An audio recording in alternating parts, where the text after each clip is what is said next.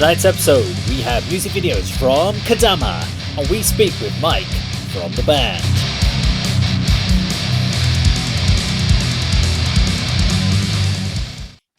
Hi, it's Andy. Hi, it's Dave. Hi, it's Kirk.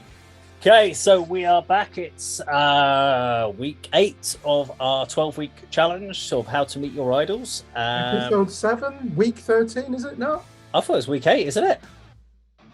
Oh, I don't know. Maybe I thought we did week 7 the other week. Maybe it is 7. I don't know. No, it's got to be 13 because we do it every 2 weeks, don't we? And we're on episode 7. Okay, we're on episode 7 then. Okay, Yeah. well, that's good because that buys me an extra week then to try and sort something out. Okay, so we've hopefully been doing something over the last week or two since we last met to try to meet our idols. And as always, we go alphabetically. So, Andy, we will go and now check your video out and find out how you got on last week.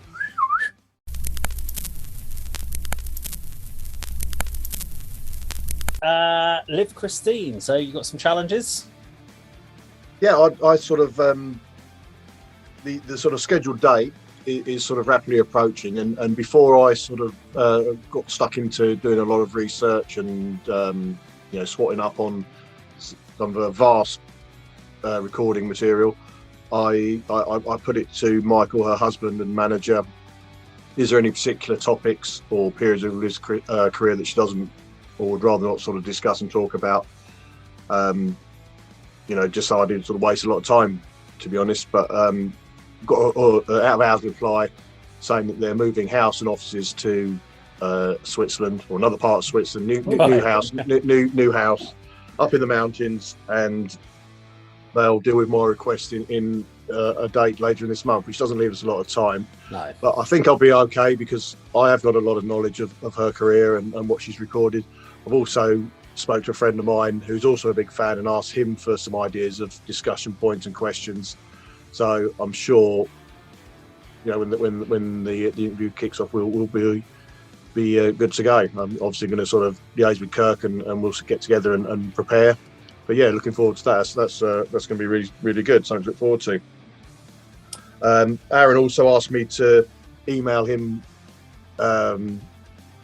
with more details, and what I did in that particular correspondence was introduce both of you, what you do, what your role is in this project, and so again he'll sort of consider that and take that forward as well. Well, you've got his email address, so that's the way in, isn't it? That means that you can open a conversation. So that I'd say that's really encouraging progress that you've made there with the legend that is Aaron Stainthorpe. Yeah, but I actually sent the email sort of the day after their performance at Damnation this weekend, and asking how that went. So again, That's a good question. Starting point, yeah. And where did you get to with Barney? Have we done anything with him as far as like trying to approach Barney Greenway? The only sort of I can't find any personal accounts on social media. As I mentioned before in previous sort of videos, there's a management company in Germany. I've approached them via my own personal email. I've sent the same message from the ADK Music email account set up just to be a little bit more professional. Haven't heard anything back, but in my previous video, I mentioned my friend sort of comes in contact with Shane Embry on occasions. But again, nothing from him. That just needs chasing up. Okay, I know Sir Joseph, the guitarist from Teller's Scribe, so he works in a guitar place somewhere. Yeah, repair studio somewhere. Yeah, so which I think is attached to a recording studio or rehearsal room. Yeah, that's the one. In South Cambridgeshire. So he said he sees Barney from time to time. So he said he would try and do something Shane about Embry when he does his Venomous Concept project. Is that right? Is that the name of the band? Politics Against the Erection. Yeah, okay. The 2020 album, wasn't it? Yeah.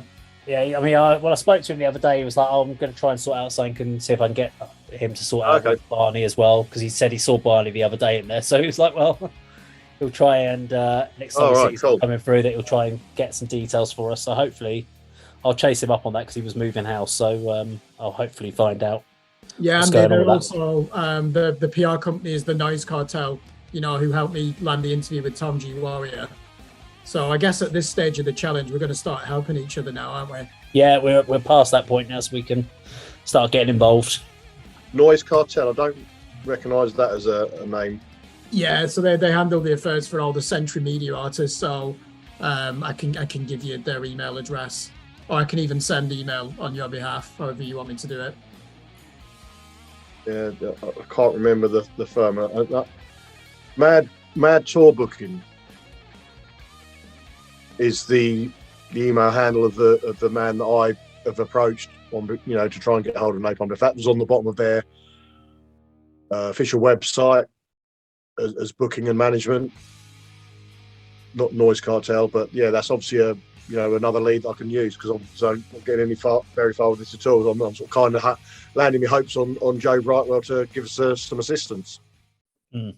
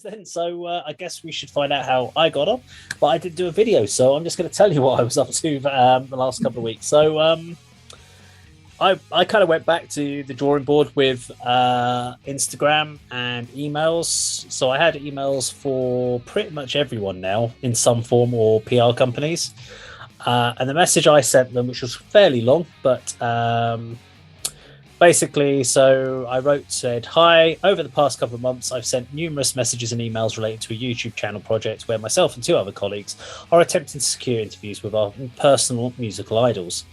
To date, I have so far been able to gain a response from yourselves.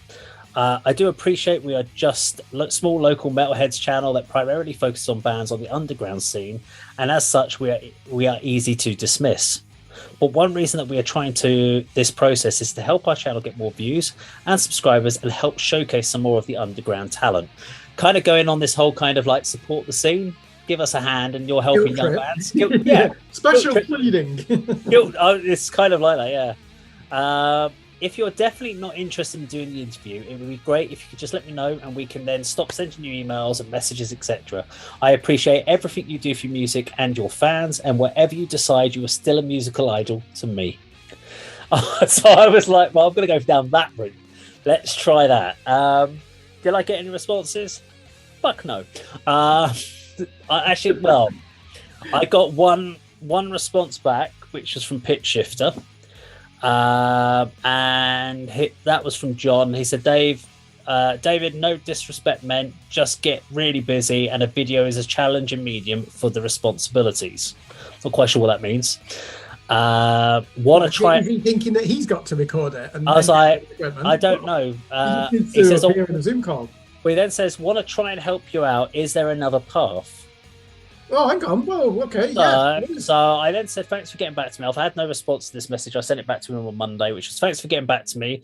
If you could film answers to questions that I've already sent you on the email, that might be another route. So we can ask, and then I can cut it all together later. That way he can just do it in his own time, film the answers, send me the email. I'll deal with the rest of it. And I've kind of said that really we only want to do it via a video format. A typed message responses and what we're after to do. I've basically said that I'm happy to completely work around it, and what the aim is to sort of move the questions and move the channel forward in 2023, being primarily focused on performance capture, new bands, interviews, etc. And then I also said if there's any options that you can suggest, I'm happy to look at other options as well. So I sent that back to Pitch Shifter, so I've had nothing back else from there. Nothing back from any of the other artists on Instagram. I had an email back from Cosa Nostra PR, who are Machine Heads and Robb Flynn's PR company. And they said, thanks for the email below. It's actually the first time I've ever seen one from you, which is weird because I've sent 4 of them. delete. So I'm not sure where you've been sending them. They only have one option, which is on their website. There's a contact form. So I filled in this contact form 4 times, and now she said, I'm not sure where you're sending them. I always wanted to go in your fucking contact form, for fuck's sake. But I didn't say anything. I didn't say that back. She said, unfortunately, though, Robb Flynn does no YouTube type interviews or web press unless it's bigger media like, say, Rock Sound. He prefers to speak to his web audience via Machine Head's social media. So this wouldn't be something we'd be able to facilitate. Really sorry. With mid upper level artists, their time is a massive demand, so they only tend to do the bigger traffic sites where they are doing a press day. And then they said we don't look after Godmac or Sully Erna, so we can't help you with that, which is really weird because Godmac and Sully Erna are on their artist roster on their website. So I'm not sure. Maybe she's not. Maybe she doesn't really check her website. Well, apparently she's not been receiving the 4 3 other emails I sent before that either. Yeah. So I mean, I've just sort of sent her a quick message back, and it was very thanks for getting back to me. I really appreciate it. All the best, and I just sort of like just as keep that contact open. What do we learn from that, though, Dave? Think about it, right? I completely understand. Robb Flynn, you're right. He's very engaged with the head cases, myself included. He does these. What does he call them? Catch up fan gatherings. Yeah. Puts him online. It would set a bit of a precedent if he decided to do a YouTube interview with a small. Okay, we are a media outlet. You know, we are not just 3 casual music listeners who want to meet one of our idols. There is some legitimacy, but I do understand what she's saying there. So I think we are going to have to go the avenue there. And for the documentary we're doing, we wanted to learn what are the boundaries, what's the challenges? where are the obstacles, how do you surmount them, when do you give up? Of course, the rhetoric would be, we never give up. Unless you can message Robb Flynn now, yeah, this is a guy who's just completed a world tour in all the major capitals of the world, and he's not going to have time to do it. I don't think we need to, we're not going to hold that against him, obviously. Time is precious. And that's where I'm kind of at now, is all I can really do is keep approaching the bands, keep messaging them, keep emailing them, keep messaging PR companies, try different wording. And literally, I'm kind of in that mindset of that. I hope that what's happening in a lot of cases is these artists are getting so many messages in a day that they're skimming. And then you've just got to hope that one of these days you send a message at the right time when they're actually reading them properly. And you get that lucky, and you can get the right wording that resonates with them to make them go, let's help them out. Because there isn't a massive benefit for these artists in doing this in the slightest.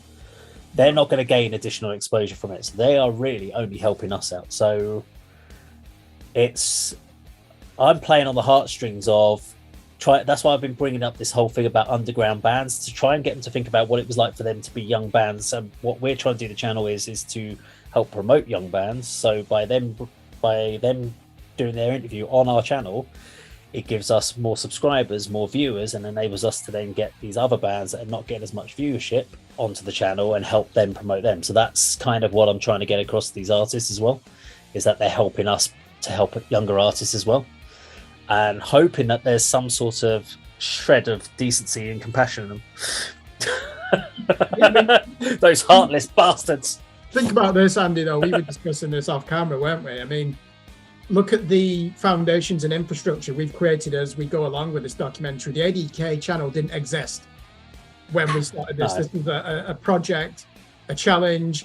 And I said in episode 1, I don't care if anybody watches it or not. I just want him to be my idols. But yeah, we look how it's evolved. We put a lot of work into this. I don't know if I'd use the word compassion and decency to describe a PR company who's a gatekeeper to these idols saying, sorry, they're not interested. You're right. There's one paragraph that you sent in one of those emails you read out that sounds a bit defeatist, but you recover it really well at the end. Nevertheless, whatever happens, you'll always be an idol. I understand your change of approach there. And I'll just repeat, what we learn here is the upper tier artists, time is precious. As you said, what exposure are they going to get? Yeah. You know, someone like Barney Greenway would probably look at it differently. I think you'd have a chance, Andy, with him if we can just get to the right person who arranges media appearances from that guy. And Aaron just, we talked about Robb Flynn and how he interacts with his fans. No one does it better than Aaron of My Dying Bride. He will talk to you on Facebook. I've seen all the YouTube interviews he's done that get 100 views, you know, with people's rock and metal channels online like what we've got. So I'm just so appreciative of that, certainly what Aaron does. David, can I just pick up on something you mentioned? Yeah. We've got an interview scheduled, okay, and it's going to involve me and Kirk being online at the same time as Kristine, and having a live Zoom call, which I assume is going to be recorded and then edited together. I can't remember exactly how you sort of approach it in your sort of summary there, but what wouldn't be a bad idea, or certainly a different approach, which I think would be acceptable for the challenge and something that I would like to do, and I think the end results would be as equally as interesting and informative, is, you know, put the questions to these artists and let them record themselves answering them. So you can do. You said about you record yourself asking the questions, but what about perhaps a visual card with the question written out, then replying. You can do, yeah. Then maybe the next one coming up as well. So if it's difficult to coordinate them being online same time as us, time restraints. I mean, that could be done whenever they get a spare half an hour in the middle of the night. Doesn't need to be online with us live, if that makes sense. That's the way I've approached it with them, as far as if you can get the contact with them, because I've started now mentioning that in all the follow-ups I've kind of started doing to people, is I've now started saying that if they've got an issue with their schedule, we're happy to send them questions in advance, and they could film and respond, even if it's on a phone. All they have to do is stand there with the phone and answer the question. So you've asked me this question, this is the answer. It's not going to be as organic because you can't do any follow-up questions. That's the problem. Yeah. And I've done it previously with a band called Imperial Age. I did that video concept with them.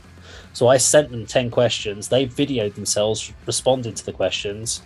I then had to keep cutting the camera angle. So I sat there and I was like, so, hi, Jane, how are you today?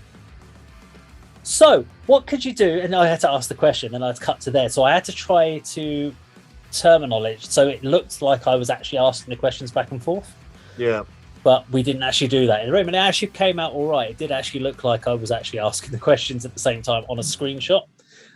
We could do it that way, or we could do it with the questions underneath. And we could even do it like almost like a reaction video of us watching them answer the questions and us pausing it, and so we could do it in a couple of different ways. But it's one of the things that you're more likely, if a person's got an issue with their time, there is a better chance that they may go, actually, yeah, that's fine, send the questions over and I'll do it. Now you could even then say, before we broadcast the episode, we will send it to you so you can have a look at it, so that you can see that we haven't manipulated it or messed around with it to make you sound like a prat or something. Because some people I think that goes without saying, that they get to see, whichever format we use, they get to see, what you have created in respect of their recording answers and us posing the questions or being on a screen.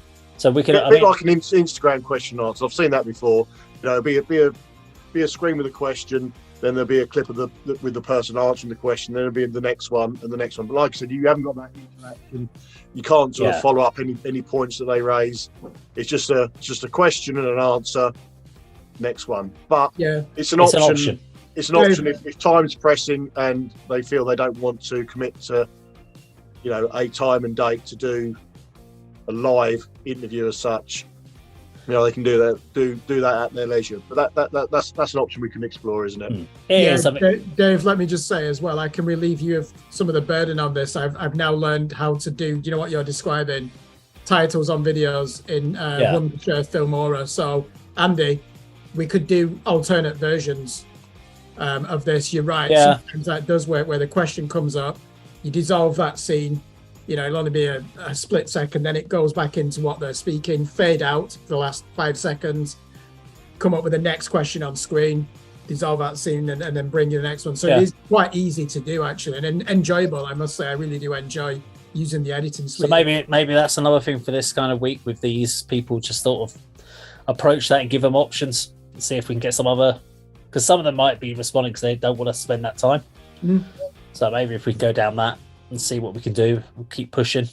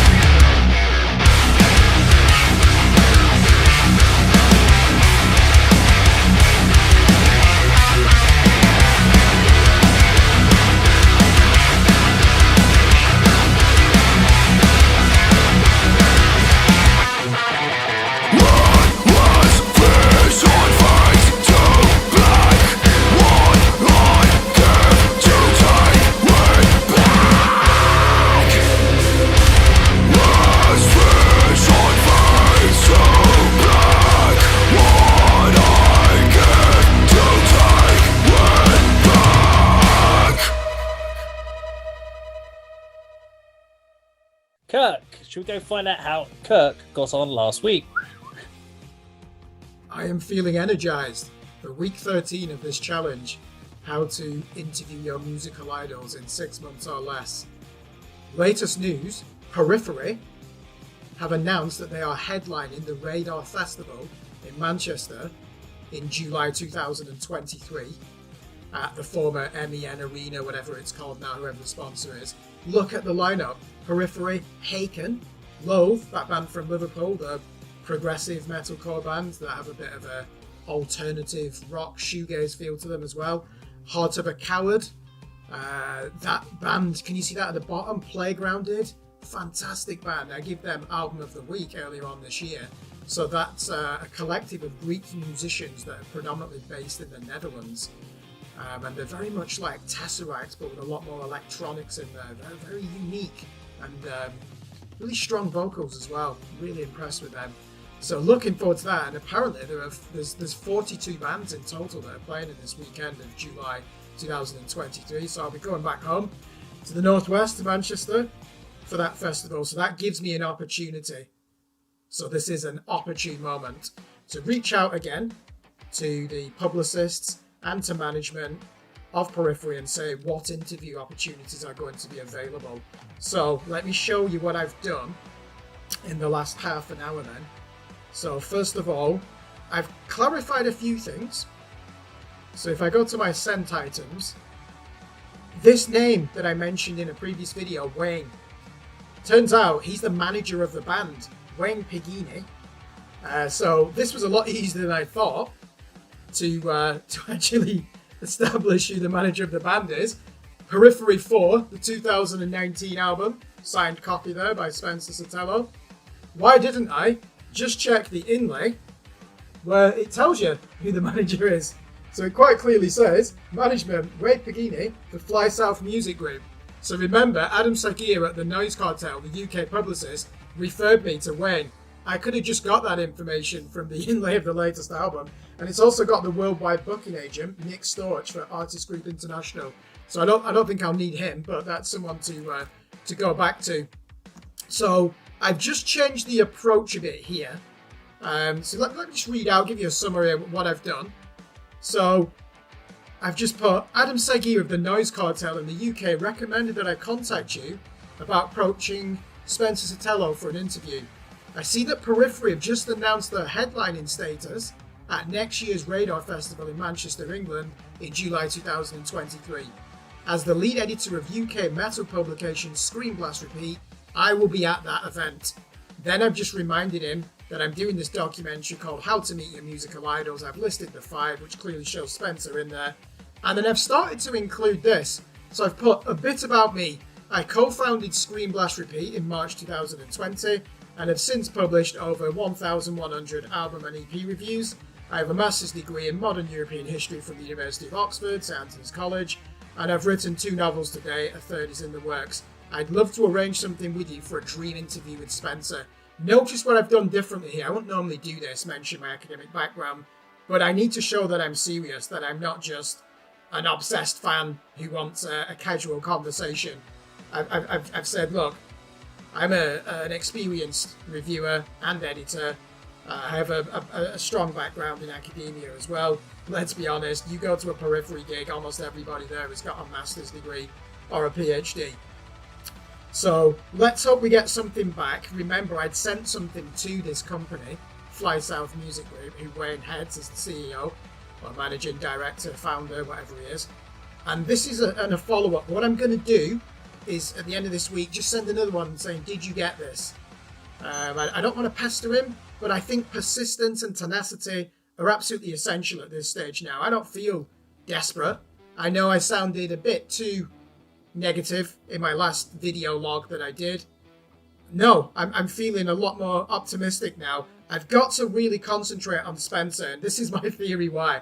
Out of the 5 people, he is the only one that's not appeared on, what's it called in America, that primetime television show, the David Letterman show. Faith No More, The Cure, oh actually Celtic Frost won't have done either, will they? But Dillinger Escape Plan did. So I've got to be honest, this is going to be the easiest the easiest person to approach on my list now, following Tom G. Warrior's confirmation. Periphery are one of the smartest bands around. So even in 2010, when they signed to Roadrunner for their debut album, they really delayed signing that contract because they wanted to make sure they owned the originals and the publishing rights. And you look at how people consume music now, they will be able to make a modest living, between 5 of them, off their Spotify streams. They own that music. So if Spotify take 30% and give 70% to the artist, it doesn't have to go via a label, or that percentage will be very small because Periphery own, as I say, the masters, the publishing rights, and obviously they have their own record label now, 3 Dot Recordings. Which brings me on to the second thing that I've done. I've gone to the contact page on there, again, second time, and I've gone in with this angle. I see you're headlining next year's Radar Festival in Manchester, England. I'll be there. What interview opportunities are available? And again, I've mentioned the Musical Idols documentary. The final thing I've done, I'm just going to show you one more email that I sent. Do you remember Monica, at the PR representative or founder of this company, Speakeasy? So she is, if you look here, I did a Google search and there's this website called bookingagentinfo.com. Celebrities, Periphery are in there. So you've got to pay money to get the full names and email addresses. If you do a bit of research, you can get that yourself. So I know where it says Periphery Manager, Wayne. Okay, they've blurred out the full name and email address. That's fine, I've already got that. And then if you look at this, Periphery Publicist, there's 3. So there's this Monica, who I already know. Remember, I went to her about Mike Patton and Greg Puciato, and she referred me to the UK publicist. So she has been helpful in the past. So I've just gone to her, and this time I've said, you were kind enough to refer me to the UK publicist for Mike Patton and Greg Puciato on 5th of September. I am grateful for your help. Is it best to make inquiries about the possibility of an interview with Spencer Sotelo of Periphery through you as the main publicist for the band? Then I've just said, Periphery have announced that we're headlining the Radar Festival in Manchester, England. As the lead editor of Screen Blast Repeat, I'll be at the event. A bit about me, and I've just said I'd love to arrange something with you for a dream interview with Spencer. What I might do there as well is just say, if I get a response, even if it's a no, I'd like to be on your mailing list when you're sending out requests or publicising new albums. Clearly, you want as much media attention as possible. And as an editor of a UK metal publication, a lot of the artists that Monica deals with, she's going to want as many publications as possible on there to do her job and to get as many reviews. So I can always offer my services that way as well. It only took 24 hours and I've got 2 responses. One from Wayne Pagini, the manager of Periphery, and then the other one from Monica, who is the publicist for Periphery in the United States. So let's have a look what responses we've got. Just getting a reply feels like a triumph. I'm not being ignored. I'm being taken seriously. So even if it's a no, I still feel like I've achieved something because the standards are so low and they shouldn't be. Let's start with Wayne, the manager of Periphery. And he has put, I've already replied to him, so he put, "Hi Kirk, thanks for reaching out. As this show and the band's trip to the UK is over 8 months out, please come back to me much closer to the show and we'll see if we can put something together. We won't have any schedules in place until probably 4 to 6 weeks in front." So just as a reminder, I went to Wayne, the manager of Periphery, and said, great to see that they're announced as the headliners for this metal show, this festival in Manchester in July 2023. What are the opportunities? And he's just brushed me off there, hasn't he, and said, come back to me 4 to 6 weeks before the show to even discuss this. Hey, thank you, Wayne. You gave me a response. Now, this is what I've learned in the past in my career. Brief career, is it? No, I've worked in sales for a good 8 years before my current job in the education sector. So I do have some experience in overcoming objections. So I've just put, thank you for taking the time to reply to my email. I look forward to arranging an interview with the band next year. In the meantime, do you think Spencer will be interested in appearing in the YouTube documentary series I'm filming at the moment? I only need 20 minutes of his time for a Zoom interview. The other legends that have agreed to participate are as follows, and I've name checked Tom G. Warrior, Liv Kristine of Theatre of Tragedy, JS Clayden and Pitch Shifter. Hopefully Aaron Stainthorpe of My Day and Bride will be joining soon, and we've got Dave Tattum of Angel Witch. So other people have joined in. Spencer, if your manager is going to pass on this request, you could be the next legend on the list. So I did use a bit of a scattergun approach, didn't I, yesterday? Not only did I email Wayne, I did email Monica at Speakeasy PR, and I was saying, are you the best person to go to? Because Wayne seems busy. Now, interesting, she's come back and said, hey Kirk, good hearing from you. They don't have a UK publicist at the moment, but they will sometime mid-next month. Want to check back with me then? Yes, of course. I've got something to cling to. I've got an objective. I've got something. So I will go back to her in a month's time and say, okay, unveil the news. Who is the new publicist for Periphery? And will they be able to set me up with an interview for Spencer Sotelo? So 2 replies from 2 important figures in the industry. One is the band's manager, the other is the main publicist. Both of them have recognised my existence and responded to me. I am mildly optimistic about this one now, especially considering we've got this gig next year. Okay, so there we go. That was what Kirk got to last week. So do you want to elaborate a little bit more on that for us, just to help us understand your current frame of mind and what you're going to do next? Yeah, certainly. To me, the news that Periphery are headlining this prog metal festival in Manchester in July next year, as soon as I saw that on social media, I thought this is a new angle to approach the band with. So it gave me a new reason to use the contact form on the band's record label, 3 Dot Recordings. But more importantly, it actually gave me a reason to go back to the PR representative and management of the band. And as you'll see in that video, one of the easiest places where you can find this information is in the inlay of the fucking CD booklet. I could have just started there from day one. So it's got the name of the manager. I already know who the PR agent is. So I went to her and said, look, there's a change of circumstance now. They're going to be headlining in Manchester, England. I'll be there. I've already booked my ticket. What interview opportunities are available? So did you notice how I changed the tact on that? And I've also done the same, I didn't mention that video, with Greg Puciato on Bandcamp, because you can message him direct on Bandcamp. And I didn't mention the documentary or ADK. I did put on that I'm from Scream Blast Repeat. I just said, when is the CD format going to be available for your current album Mirror Cell? Can I buy a signed copy? So if I can start a conversation, that could be a way in. So as you saw there, the other development as well with Periphery is that the Monica from Speakeasy PR in California has said, Periphery will have a new UK agent in the next month. Can you come back to me? My God, I will cling to that opportunity. To that lead. So yes, the manager, Wayne, said, okay, we come back to us in the month leading up to the festival next year. So clearly that's just him saying, no, there's nothing there at the moment, but we don't give up, do we? No. You've got to go through other... Got to keep challenging. Other avenues of opportunity. So, yeah, Andy, you're going to have the same with Steve Harris. God knows what I'm going to do with Robert Smith. Look at what you were saying about Robb Flynn. He's here. Robert Smith is up here in terms of cultural importance in music, pop culture, influence. This is a guy who probably still has bodyguards, I imagine, when he makes media appearances.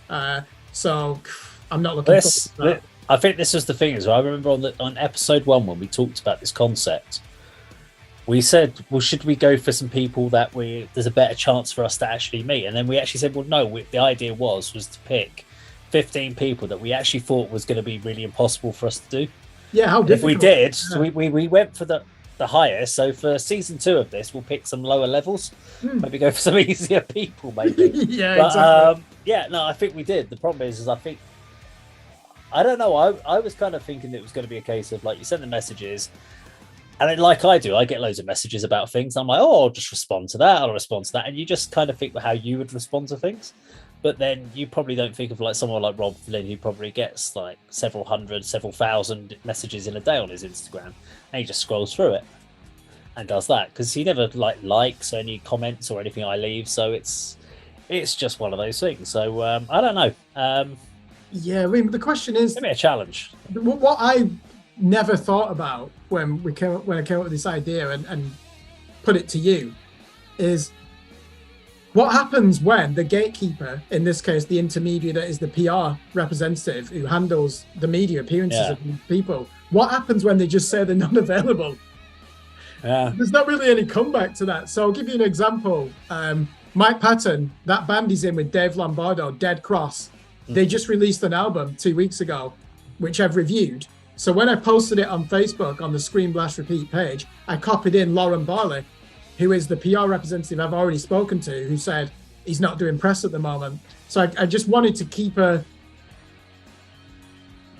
hold her attention. I don't know if she's even seen the post, like, hey, I am serious. I do review these albums and I need to think of another way in there. But Mike Patton's going to be very difficult. He's only given interviews with the likes of Rolling Stone, The Guardian, BBC.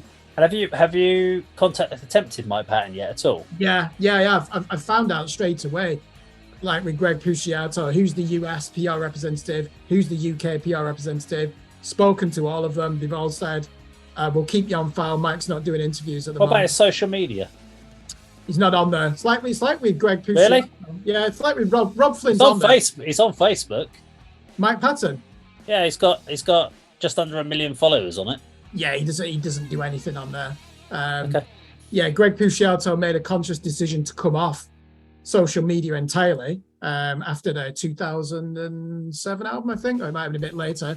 Mike Patton's really on there. Tom G. Warrior is, so that helped. Aaron Stainthorpe is. Robb Flynn, I don't think he really looks at it that much because he's too busy. I just said, well, Mike Patton posted on the 7th of November. Yeah, he's got 1 million followers. Do you think he's going to respond to a... I'm just giving you an option, mate. I'm giving you an option. No, I will have to go down that route, but I won't be too optimistic that I'll get a response.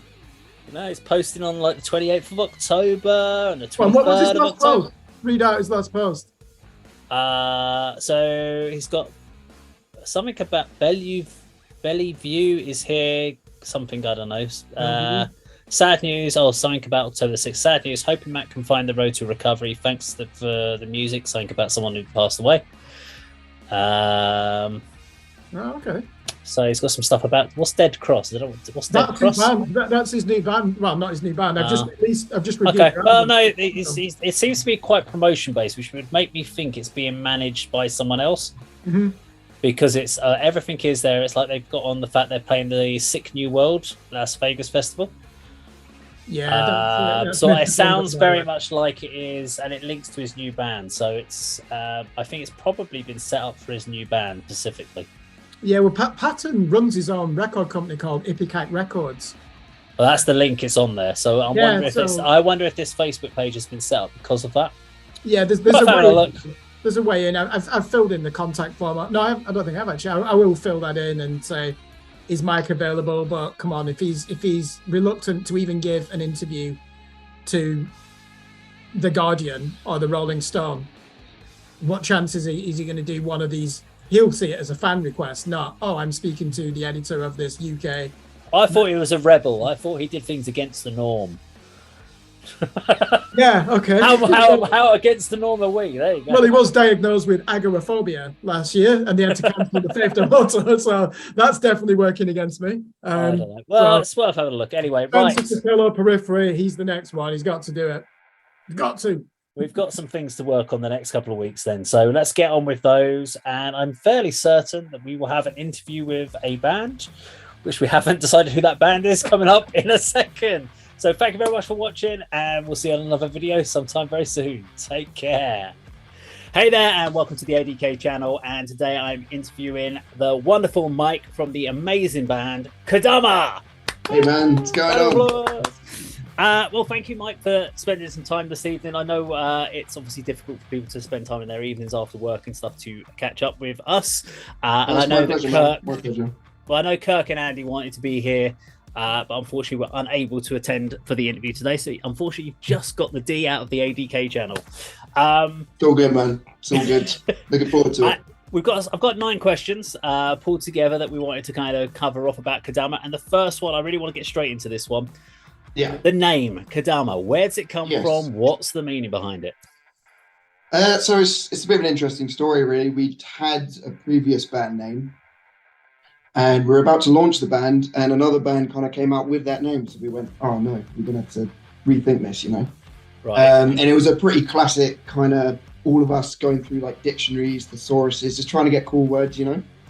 And then I think it was Neil actually came up with Kodama. He found Kodama, the word.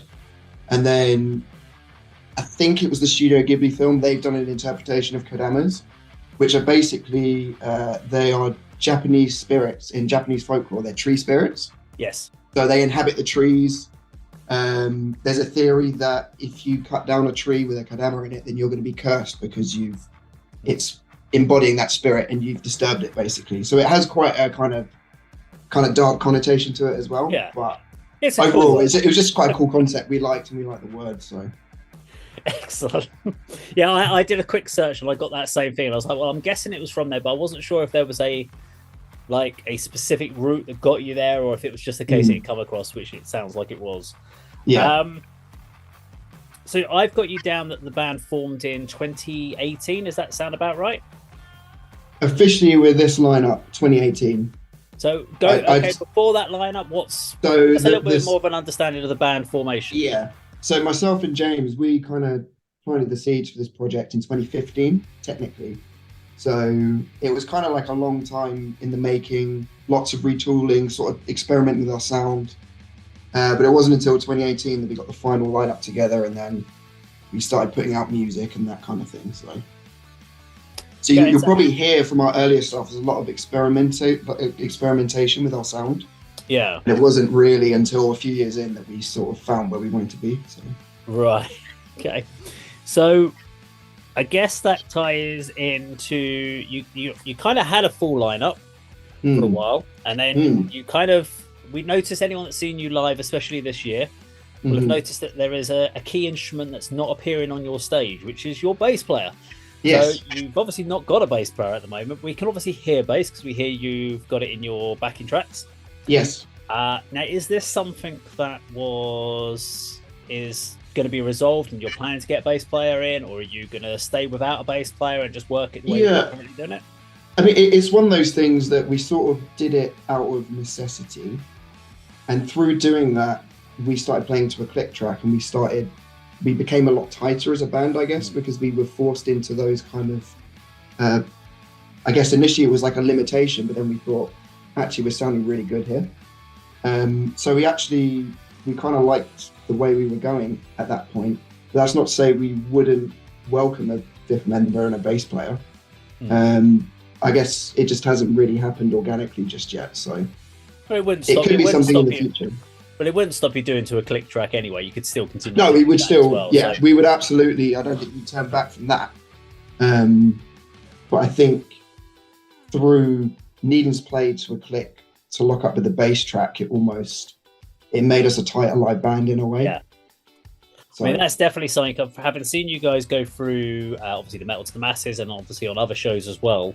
You are definitely a very, very tight unit. We can see that from your performances, and it works really, really well with the sort of stuff that you're working on. With the newer stuff that you're writing, that's obviously been written since your bass player left. Yes. Who's playing bass on these backing tracks then? So James handles most of the bass, sort of like tracking it and then reamping and stuff. So yeah. And does he write proper bass lines, or does he just take the guitar riff and basically just mirror that? Oh no, James is a smart guy. Like he writes some cool parts. Like he definitely, yeah. He doesn't go for the easy option of just play the root notes of the rhythm. No. I mean, sometimes it's good just to lock up with the fundamentals, but he does throw in some nice little bits here and there. Okay, as well. You've got someone who can do that. Excellent. Yeah. I struggled a little bit trying to define a sound, and it's a weird one to talk about because although everyone doesn't, well, a lot of people don't like to be defined by what band they sound like or what genre they sit in. They don't like to be told, well, we're new metal, we're groove metal, we're thrash, but people like that so they can kind of relate to it. So if they've never heard it before, they want to know if they're going to be the sort of band that you're going to get into. And someone asked me, well, how would you describe Kodama? And I went, groove rhythmical chug. That was the best way. Hey man, I like it. I mean, you've got those really we got a lot of that going chuggy on, riffs. so. You've got a lot of cool down picking. It's very driven by the rhythm. 100%. You're not really kind of fluency progressive metal prog rock sort of thing. You are real pile driving, just riff driven, which I really, really like. But does that feel like a fair assessment, or how would you describe the sound? I mean, that's really close to how I describe it to people, really. It is all about the riff.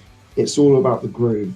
It's, I think we've all played in bands in the past where we've tried to showcase our technical ability or, maybe get into more progressive areas. But with this band, I think the mission statement, after a bit of experimentation, it became, right, we want everyone to come to a Kodama show and be able to, bop their head, lock in on a riff, lock in on a groove and have a good time.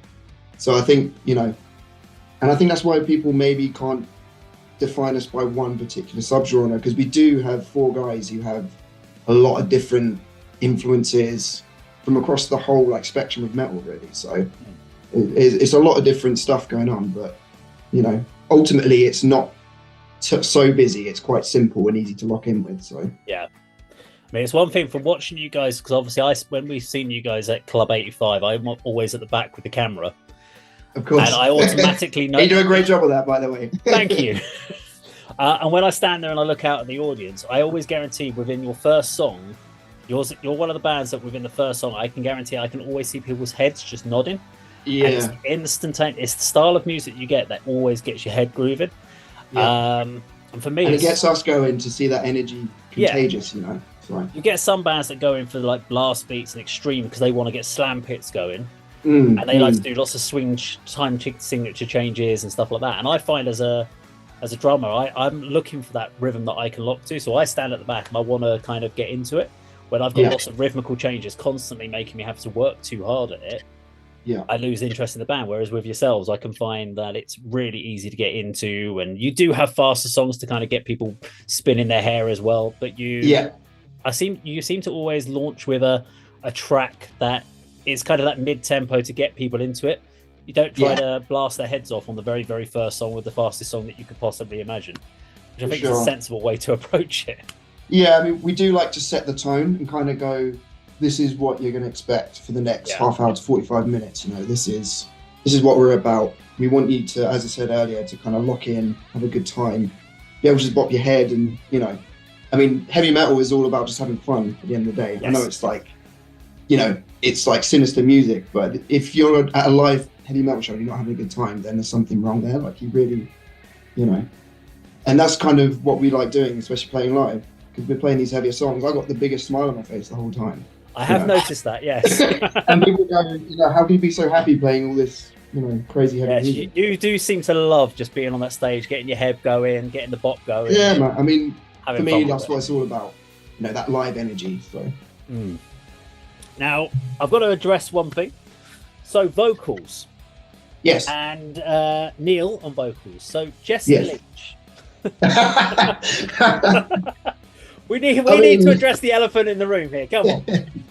Now, Neil's got an amazing voice. I love Neil's vocal performance. And I remember the first time I saw you guys live, and I'm like, was this guy a Killswitch Engage cover band at some point or something? Because he almost looks like he's slowly trying to look like Jesse. I'm expecting him to turn up with some crazy mohawk thing going on. Some extreme. It's just one of those things, I think, like Jesse's one of his heroes. He loves Jesse's style, and some of Neil's vocals do emulate early Killswitch, and he's got some core elements to his vocals. So, it's not the first time we've heard that for sure. So. It's not a bad thing to say. No, I mean, Jesse is an amazing vocalist. One. I thought I have to say, is this something that he's subconsciously or consciously decided, you know what, I'm going to kind of go for that look? Even some of the stage mannerisms on stage, you can sort of see. What do you think? Yeah. With some of his performance with mic handling and some of his performances when he gets onto the front monitors, I kind of go, oh yeah, it's a bit kill switchy. Although there is a very much a traditional element of doing that anyway within metal. Of course. But when you take the look, the vocal performance, and then you add that all together, you're like, wow, you could be in Killswitch Engage like that, which is a great thing to say. No, 100%. I mean, not to sound like it's sort of being arrogant, but Neil's the kind of guy who could step in and, you know, do something that Jesse's doing on stage, you know, like he is that good. And it's, you know, we're very proud to have him in the band for sure. So, I mean, it's definitely a struggle. And the thing is it's not like you've got just Neil, because if you had Neil as a great vocalist, but the rest of the band were weak, you could probably get by on it because you could get rather a good vocalist. But the fact is all four of you guys are really strong at your craft. So it means going to a performance from you guys is always just such an enjoyable experience. And you guarantee you always know you're going to get a strong performance, a strong show. Whereas if it's you can kind of get very kind. Yeah. It's very kind of you to say, man. I appreciate it. No worries. We definitely put the time in, put it that way. We put a lot of time in the practice room, that's for sure. So. Which nicely brings on to the next question. So, writing process for this band. So, now this is something I find incredibly interesting as a musician is how bands write. Because there's obviously a lot of bands that go into the studio and just jam and try and come up with ideas in the studio. Yeah, I'm one of these sort of people that, because with the band that I play in, the guitarists send me a riff, like 15 seconds of a riff, and then that's all I get. When I write a song, I'll write 4 or 5 riffs with a drum pattern and then say, right, that's the core basis. Now we need to expand upon it. For sure. But I know everyone is really different. So how does Kodama come up with the sort of the new material? How do you go about approaching writing a new album? So again, it's all about the riff. It's all to start with a riff. But a lot of the time, James he'll normally have like a blueprint of a song. Like this is a core idea, and then the 4 of us will get into a room and we'll jam it. We'll see if the feel's there. We'll start throwing in all the little, you know, the bells and whistles from everyone on top, and then it sort of starts taking shape and like, this is, you know, this sounds like how it should be with the 4 of us in the room, you know. And then because to be honest, like we've had demos in the past where, you know, you get it into the practice and it's like it sounded great as just like a recorded demo, but we're just not feeling it, you know, like it's not actually coming together with the 4 of us. Yes. So it kind of varies really. In the early days, it was maybe a little bit more collaborative where we were really trying to figure out what our sound was going to be. I think now that our sound is pretty locked in, it's obviously going to evolve a little bit more. It's definitely, we tend to do things a little separately in a demo stage, and then we get into a room and then we kind of see how it's feeling. And it's all about how it feels. So yeah, and I think that's important when you get the guys all together, because I found if you get one person writes a whole load of riffs and drum patterns or whatever it might be, that's one person's input, and then when everyone else does, you start to embellish. And I think I completely agree about the idea of those embellishments, the dynamic elements as well, because until the vocals are down, for sure. I mean, the vocals can make or break a song. You don't know where that cymbal crash is going to be, how that drum fill is going to work, how that. Yeah. So all of that core basis is vital. But I'm really intrigued because I struggle to understand bands that can go in and no idea and just suddenly start riffing on something and create a whole song. I'm sure there are bands can do it. I've never been in a band that's actually managed to get all the way to an end of a song from nothing. I need that bit of work beforehand, so it always makes me feel vindicated when I hear other people do that as well. Of course. But you know, as you know, as a drummer as well, you can have you can receive a demo with just like a programmed drum beat or something as like a fundamental. But there's so many different things you can do with the drums and like add your own personal flair, and you know, and those little things ultimately make what, you know, a band playing a song is. You know, everyone just having their own little layers that kind of add to the total. So yeah. So this last year, you had quite a busy year. You had the wonderful Metal to the Masses experience. Going all the way through, getting to the final. So first of all, again, congratulations on the final of Metal to the Masses. Thank you, man. Appreciate that. You were definitely my favourite band going through the whole process. Wow, thank you. And I was actually, to be honest, I missed Must Kill on their heat. But I understand why Must Kill did, of course, win for the Metal to Masses. They were an amazing band, and I think very well deserved. Like shout out to those guys. Like we're good friends with them. Dan, you know, so happy for Dan and all the boys. Like that was an amazing performance in the final as well. It was just really sick. I think the other band another band that didn't get through, but I think it was more a case of stylization that never made it to the final, or even got. I think they only got to the quarterfinals, which is the Hot 1-2. Another great band from Cambridge, and they are. Dude, I saw them. I came to one of the heats. It might have even been one that Muskill was playing, or maybe not. But they were top notch. Really good. And it was just such a surprise. I was like, but then I also know that based on the style of what bands are looking for Bloodstock, they weren't really the right sort of fit for a Bloodstock festival. But they were still amazing. I give them shout outs all the time for how much work they put into it. But so tell us about the experience of going from obviously Heat 1, quarterfinal, semi-final, and I think was it the semi-final that your guitar went out on? Oh god. I'm fairly certain it was the semi-final. Yeah, no, that's right. That is right. And then did you bring a backup for the grand final? Yeah. I almost brought a whole damn orchestra. I was not gonna. How was it? How was the experience, especially from a thought process of how did it feel from obviously getting through your heat, and when you got, I guess then you got your quarterfinal, then you got your semi-final. How was your emotional state going through it all the way up to the final for us?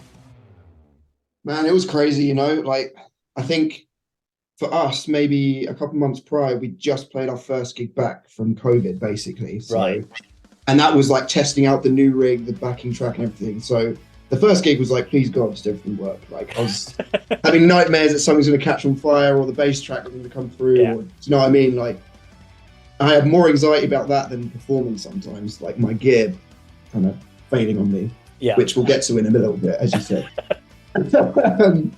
But yeah, so Heat 1, we did the first show and it was, it was an unbelievable turnout. And the energy of that first heat was just like, wow, okay, like this is a little different, And I think for us, like first time coming to the venue, it was a really amazing welcome. It's like, wow, this community here is just fantastic, I just want to say, at that heat, before you carry on, I remember being up there filming next to the sound guys and the lighting guys, because it was Alex and Josh, and Cassie was there as well, and I think someone else was at the back.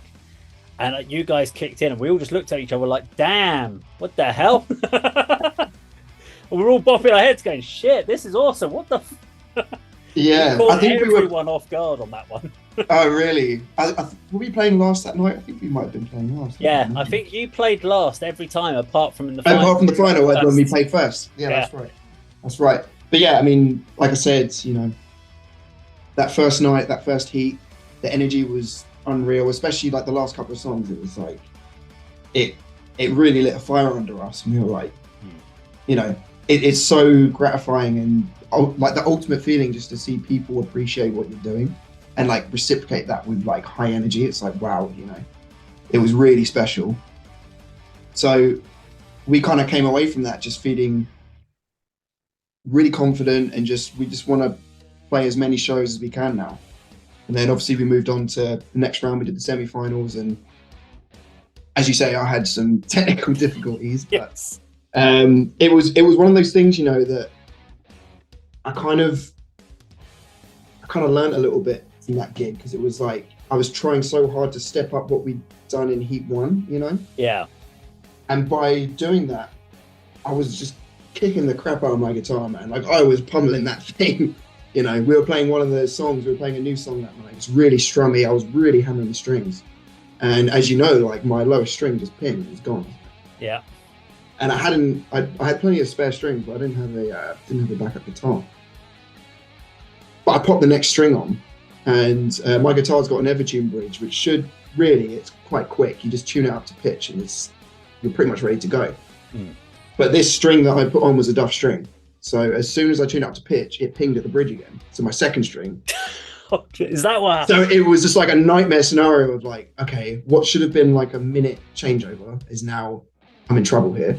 So then I kind of turned to the boys. I was just like, carry on, Yeah, because you were up to about 4 or 5 minutes at that point. I felt. Oh man, it was bad. Like I could see you go, and I saw Dan ran over to get a guitar from Muskie. Yeah, so I mean, obviously, it's so difficult with being in a metal band. You never know what tuning anyone's in, and people have their guitars set up in different tunings and stuff. So, Dan, bless him, he ran over. He's like, "Oh, dude, like, give you a guitar, like, fine." I was like, "Well, you're playing in drop B. Like, what tuning are you in?" It's just like. Yeah. So I kind of thought, I'm just going to get off stage. I'm going to let the boys carry on. I'm just going to sort this out because I have more strings backstage and whatever. But I think the sweetest thing about that moment was all the other guitar players from all the other bands just came running in the dressing room. Yeah. And they were all just, it's cool, man. Like, you got this. Like, we're going to help you. Like, one guy was holding a tuner, another guy was opening my strings. Man, that's just so cool to me. Like, that everyone kind of rallied around to help. Because obviously, I'm full of adrenaline. I'm just like, oh, God, what's going on? So there's that panic setting in. If you ever watched, if you ever had the whole footage from that video, because obviously I remember filming that whole set, you could probably hear on the microphone me suddenly in the background just going, and this is why you always bring a spare guitar. Oh, man. Case in point right there, a really important show, and that happens, and it's like everything's happening in slow motion. It's like, I can't believe it's happening right now. And like, I've been playing gigs for quite a long time, and that's honestly maybe one of 3 times it's ever happened to me. So it's, all other times there's been a spare guitar, and that one time it was like. I mean, as a drummer, I always have a spare snare drum. Yeah, so I always have. So just because I always just keep one down the bottom, so that if I ever put a stick through a snare, I could just quickly stop, swap them over, and carry on. Because you don't want to be tuning up a snare skin. This just doesn't want to happen at all. But no. So you got through, and because I remember that gig was so Neil was about to go into another song, and I remember I think it was Nick Plews was at the side of the stage doing that. So you just said, was like, oh, right, well, that's us for tonight. See ya. And I just was seeing this. I actually was sweating for you, going, man, I don't know if they're going to get through this. Yeah, me too. I just don't know. I mean, the horrible thing was, I felt so responsible for everything. I was like, oh man, I really dropped the ball tonight. Like, do you know what I mean? It was a freak occurrence, but I was like, I should have done this, should have done that. I should have told them to start playing up. All those things you run through in your head anyway. But, it was really cool because the rest of the guys in the band, they just rallied around me and they were just like, dude, it's fine. You played a great show. Don't worry about it. Whatever happens. And then you got announced that you're going through to the finals. How did it feel to get announced? It was literally just like, Yeah, like next gig, we're just going to smash the drums up and see what happens. Yeah, maybe it adds to the drama. I don't know.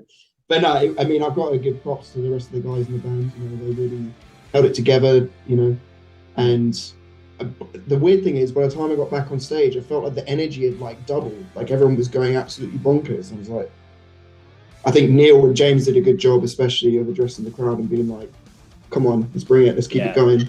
And they did, They did a great job. I think at one point there was a flipping stage dive. I'm like, what's going on, man? I got off stage, there's all this room on the side of the stage, and things are happening. It's just... So then you went to the final, and obviously it was a big final because you had Rays, yourself, Muskill, and Praetorian. Yeah. 4 very different bands. None of you sound anything like each other. So it was really anyone's to win out. I think that's the beauty of this Metal to the Masses thing, Like, you've got so many different bands taking part that, ultimately in the final, you probably would expect to see quite a multitude of different things, I mean, did you feel... I mean, it was interesting to see... Having watched through all the different stages, the different crowds, because you could really tell when people brought their own crowds in, the energies in the audience was different. Now, you could definitely feel that final was a raised crowd, because they had brought a lot of people, so they had a big chant going on. They had some people like crowd surfing at one point. Yeah, it was insane. It was crazy. That was a bit insane in that one. So there was, I guess, I could see you guys put so much work into the final as far as trying to get that energy level across, but you unfortunately you had the worst slot. You had the opening slot, which is great if you're not really wanting to do a big show. You just want to get it out of the way. But when you for a final, how did it feel going on first? Honestly, like for us, that was probably our best show of the whole run in terms of how we felt, how we played. We were all really happy with our performance, to be honest. And we kind of welcomed opening the show. We were like, well, let's just do our thing, Let's just set the tone for the evening. Let's have some fun. Let's get everyone fired up. And then the rest will be what it will be, essentially. So for us, it was a blast, honestly. Yeah. Like, that was genuinely the best show we've ever played. And it was cool. After a few songs, you could see the crowd was very receptive to us. It was like the pit was going, people were getting super into it. And it was like, that's it. That's all we need. I We came really away think with the that biggest as well. smiles on our faces. So. I think it was, you set the bar high for the first band going on there of the night. No one wants to really be the first, but sometimes being the first means that you just kind of, I think Dan put it when he's in Muscle, from Muscle, when we interviewed him, he sort of said, because he was first on in one of the heats or in one of the quarterfinals, and he said he didn't mind going first on because he was like, well, we're going to go out there and we're going to make all the other bands sweat by being absolutely insane and make them go shit. Yeah. Well, the beauty of, competition, or however you want to put it, it is that, you come out on stage, you give it everything, you really set the bar and go, it makes all the other bands go, right, we got to bring it now. And then they bring it. It's that's the beauty of it. Because there is that little element of like, we want to show our best as well. So, yes. So as Dan kind of puts it as well, it is just, you want to set that bar, Set the bar high. Yeah. Well, we won't ask about whether you're going to do Metal to the Masses next year because we don't know what's your plans, but I guess that is actually part of my next question. Not specifically Metal to the Masses, but 2023. Yeah. What can we expect from Kodama going into next year? Or this year when this comes out? Yeah. I mean, at the moment, it is fully kind of throwing ourselves into getting the album done. So we've wanted to finish an album for quite some time because we've released a couple of singles and a couple of EPs. So we've sort of done the feeling out our sound process, just trying to figure out what we want to do. But now we've got a really strong set of songs that we're working on. And we're thinking we want to put out a larger body of work, something that we can kind of put out there and, get on more opportunities, basically. Kind of just want to take that next logical step for the band, which is we've got all this material, let's get it going, man. Let's bring it up another notch. Okay. And to be honest, man, like, we haven't played a lot of this new stuff live, but it's cliche, every band says it. We are stepping it up another notch, and it's constantly evolving, and I'm so stoked to hear how this album's gonna. I just want to hold it in my hands right now, to be honest. But that's always the bit when you're writing. You can't wait for that bit to go out. Yeah. Will we get physical CDs from you, or are you going to be a download only streaming? I think so. I think we would, for something like our first full length, but I think we're going to go all out on this, and we definitely want it to be something that you can almost physically have as well. So. I'm whether that's CD or vinyl or cassette, whatever people collect, I don't know. Man. Well, I'm a massive advocate for people to go back to CDs, collecting things, mainly because it's the way for bands to get paid. It's well, we sold a lot of CDs on our run for Metal to the Masses because we were doing our last EP, Left Hand Path, which is a couple of years old now, but we still had some copies, and we sold all of them just doing Metal to the Masses. So I've seen bands that just focus a lot on streaming because they say CDs are no longer the way. And you kind of go, well, if you put your entire album on the streaming sites, then you're never going to sell CDs. Yeah. Here's an idea. Just put a couple of songs on the streaming sites and then do the rest of your album and make them buy your album or do downloads but somehow earn money. Because it's, obviously the streaming thing is amazing just from like an exposure standpoint and the amount of people you can get your sound to, which is, massively important. But you're right, there is the flip side of that. It's nice to be supported in the way that people want to go, we want to buy your physical things. And I guess that's where the merch comes in more than anything else. So that's true. Get 100 people that genuinely like you buying a £10 album. Probably a little bit better than getting 200 people that are just coming across you in passing that are not ever going to come to a gig or ever going to buy any merch from you. And building it's almost going back to the old school way of like building your small little local following and CD sharing and all that. I wish we could go back to the 80s. We definitely noticed from Metal to the Masses, and obviously we played with Earthbound just last week. And we kind of noticed off the back of Metal to the Masses the amount of people who knew who we were and enjoyed what we were doing. And to be honest, even Earthbound, like the guys, like shout out to those guys, they reached out and just said, we're doing this really special show. It's like a charity show, and we want you to open up the night, because they'd come see us during Metal to the Masses and love what we were doing. So, that was a really cool moment for us, and they're a fantastic band. And they're really good. Honestly, that whole lineup we played with Raise the Void, those guys, like that for me is like a perfect night of live music. It was just unbelievable, really. You know, we all had our own little elements, but it's great when you get a good sound out of a night, because sometimes you can get bad sound, but you could tell everyone in the band, or all three bands, knew exactly how guitar sounds needed to be on stage, that you actually got the right sound out the front, because sometimes you get guitarists that just start cranking things up and you get this saturated mess that comes out of the front monitors and it doesn't sound great. But you guys, I think all three bands made the sound guys' jobs a lot easier by having good setups on stage in the first place, so it does help. Yeah, no, it was a really cool night. Right? That was one of our favorite gigs, actually. So, yeah. Well, that's all the questions I have time for today. I guess I just want to say a big thank you for obviously speaking to me on behalf of the ADK channel. Everyone else, please go check out Kodama. We'll put some links in the video description down below for their site, YouTube page. Go check out all their videos, show them some love, Spotify, etc. Mike, thank you for speaking to me, and as always, we'll see everyone else on a video sometime in the future. Take care. Bye bye.